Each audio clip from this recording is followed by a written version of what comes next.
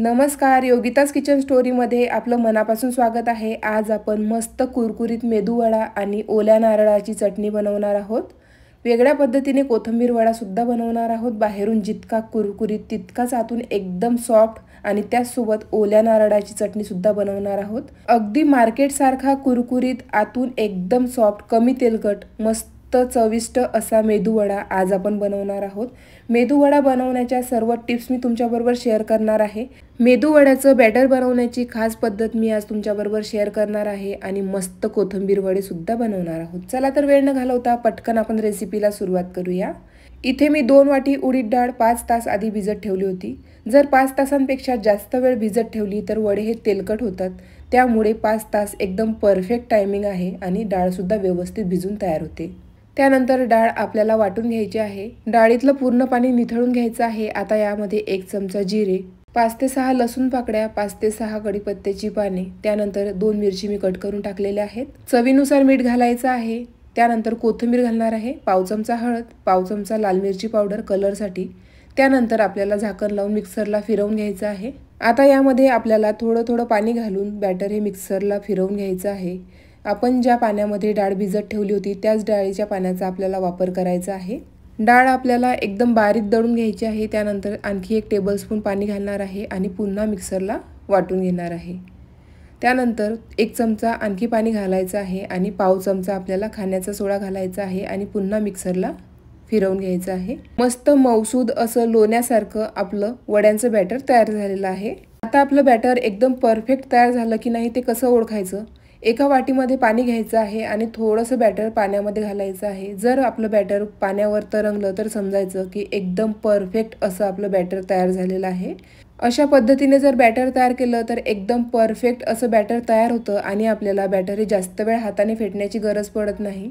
हाताने बॅटर फेटत असताना हात हा बऱ्याचदा अवघडून येतो आणि हात सुद्धा दुखतो, त्यामुळे जर तुम्ही ही पद्धत वापरली तर तुमची मेहनत सुद्धा वाचेल आणि वेळ सुद्धा। त्यानंतर बारीक चिरलेला कोथिंबीर घालायचा आहे आणि हाताने 1 मिनिट व्यवस्थित बॅटर फेटून घ्यायचं आहे।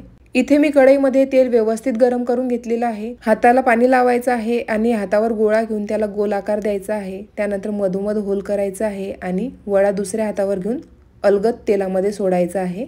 जर तुम्हाला ही पद्धत अवघड वाटत असेल तर वाटीला थोडंसं तेल लावायचं आहे आणि 1 गोळा घ्यायचा आहे, पुन्हा त्याला गोलाकार द्यायचा आहे, मधोमध होल करायचा आहे आणि तेलामध्ये सोडायचं आहे। जी पद्धत तुम्हाला योग्य वाटेल ते तुम्ही इथं वापरू शकता। त्यानंतर आपण वडे मस्त मीडियम फ्लेमवर तळून घेणार आहोत। सुरुवातीला तेल व्यवस्थित गरम करून घ्यायचं आणि जेव्हा आपण वडे तेलामध्ये सोडतो तेव्हा गॅसची फ्लेम ही मीडियम करायची। सुरुवातीपासून ते शेवटपर्यंत आपल्याला मीडियम फ्लेमवरच वडे तळून घ्यायचे आहेत, म्हणजेच ते बाहेरून मस्त कुरकुरीत, आतून एकदम सॉफ्ट। त्यानंतर वडे व्यवस्थित गोल्डन कलरचे तळून घ्यायचे आहे आणि एका स्पायडर झाऱ्यावर आपण काढून घेणार आहोत, म्हणजे जे एक्स्ट्राचं ऑइल असतं ते निघून जातं आणि वडे आपले कमी तेलकट होतात। इथे आपले वडे मस्त तळून तयार झालेले आहेत, तुम्ही आकार आणि कलर बघू शकता। त्यानंतर टिश्यू पेपरवर काढायचं आहे आणि जर तुम्ही हाय फ्लेमवर वडे तळले तर ते बाहेरून पटकन गोल्डन होतात आणि आत मात्र कच्चे राहतात, त्यामुळे मीडियम फ्लेमवरच आपल्याला वडे तळायचे आहेत। हाताला पाणी लावायचं आहे, छोटासा गोळा घ्यायचा आहे आणि हातावर मस्त गोलाकार द्यायचा आहे। त्यानंतर दुसऱ्या हातावर आपल्याला वडा घ्यायचा आहे आणि हळूच तेलामध्ये सोडायचा आहे। अशा पद्धतीने मी सर्व वडे व्यवस्थित तळून घेणार आहे। वडे तळण्याकरता जास्त वेळ लागत नाही। तुम्ही बघू शकता किती मस्त असे गोलाकार आपले वडे तयार झालेले आहेत आणि कलर सुद्धा त्यांना मस्त येतो। अगदी मार्केट स्टाईल परफेक्ट गोलाकार आणि मस्त बाहेरून कुरकुरीत आणि आतून सॉफ्ट आपले वडे तयार झालेले आहेत। त्यानंतर याच पद्धतीने मी कोथिंबीर वडा सुद्धा बनवणार आहे। इथं मी बारीक चिरलेला कोथिंबीर घेतलेला आहे, गोलाकार द्यायचा आहे आणि बारीक चिरलेला कोथिंबीर आपल्याला वड्याला लावायचा आहे। अशा पद्धतीने तुम्ही कधी कोथिंबीर वडा केलेला आहे का? जर नसेल केला तर तुम्ही एकदा या पद्धतीने नक्की वडा ट्राय करून बघा। मस्त गोलाकार द्यायचा आहे आणि मधोमध होल करायचा आहे आणि तेलात आपल्याला वडा सोडायचा आहे। गॅसची फ्लेम ही आपल्याला मीडियमच ठेवायची आहे। त्यानंतर बाकीचे वडे सुद्धा मी याच पद्धतीने तयार करून घेणार आहे। मीडियम फ्लेमवर आपल्याला व्यवस्थित वडे मस्त गोल्डन कलर येईल तोपर्यंत तळून घ्यायचे आहे। जेव्हा कोथिंबीर तेलामध्ये तळल्या जाते तेव्हा ती मस्त कुरकुरीत होते आणि वड्यासोबत कोथिंबीर एकदम परफेक्ट कॉम्बिनेशन आहे। एकदा तुम्ही या पद्धतीने नक्की वडे तयार करून बघा, तुम्हाला नक्कीच आवडतील। इथे आपले दोन्ही प्रकारचे वडे तयार करून झालेले आहे। आता आपण ओल्या नारळाची चटणी कशी तयार करायची ते बघणार आहोत। चला तर वेळ न घालवता पटकन रेसिपीला सुरुवात करूया। इथे मी 1 वाटी ओलं खोबरं घेतलेलं आहे. जर तुम्हाला पाठीचा भाग काढायचा असेल तर तुम्ही काढू शकता. नारळाचे मी छोटे छोटे तुकडे करून घेतलेले आहेत. त्यानंतर इथं मी 4 लसूण पाकळ्या, कढीपत्त्याची पाने, कोथिंबीर आणि 2 हिरव्या मिरच्या घेतलेल्या आहेत. आता छोट्या मिक्सरच्या भांड्यामध्ये ओलं नारळ टाकायचं आहे. त्यानंतर हिरवी मिरची, मिरचीचं प्रमाण तुम्ही तुमच्या आवडीनुसार कमी जास्त करू शकता. त्यानंतर लसूण घालायचं आहे, कढीपत्ता घालायचा आहे आणि कोथिंबीर घालायची आहे. कोथिंबीर घातल्यामुळे चटणीला कलर छान येतो. त्यानंतर चवीनुसार मीठ घालायचं आहे.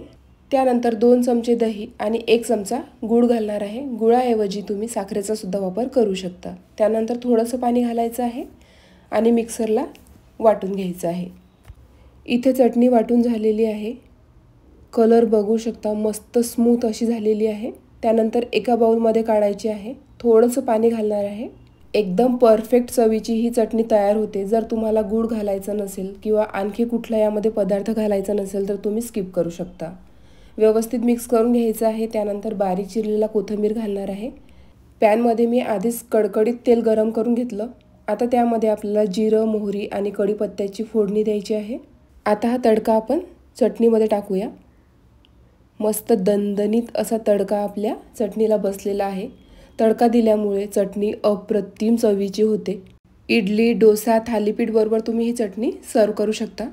कमी साहित्यात कमी वेळात एकदम परफेक्ट चवीची ओल्या नारळाची चटणी आपली तयार झाली. इथे आपला मार्केटसारखा कुरकुरीत मेदूवडा आणि मस्त ओल्या नारळाची चटणी तयार झालेली आहे.